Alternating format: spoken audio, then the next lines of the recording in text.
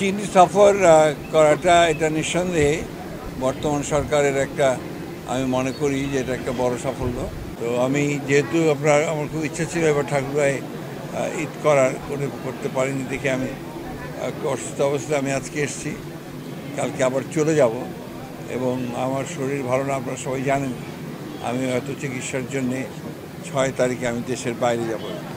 আপনার এই নতুন যে অন্তর্বর্তীকালীন সরকার, তারা তো জনগণের আমাদের সমর্থন নিয়েই তারা এসেছেন এবং একটা অভ্যুত্থান, ছাত্র জনতার অভ্যুত্থানের মধ্য দিয়ে এই সরকার এসেছে।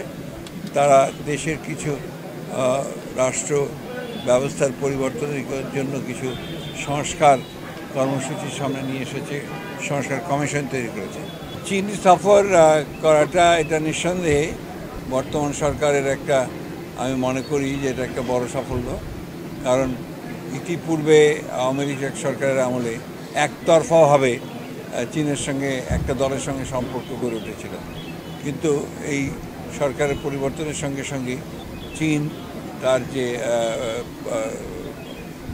চিন্তাভাবনাগুলো পরিবর্তন করেছে। চীন এখন প্রায় সবগুলো রাজনৈতিক দলের সঙ্গেই কথাবার্তা বলছে। আর বিশেষ করে প্রধান উপদেষ্টা তো সরকার প্রধান মানে হচ্ছে বাংলাদেশের প্রতিনিধিত্ব তিনিই করেন।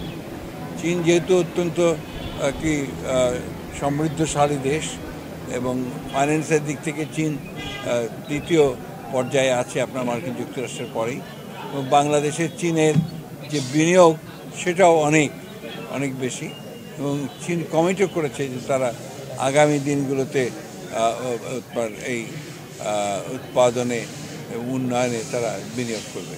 এটা নিঃসন্দেহে আমাদের জন্য আশাবাদের কথা।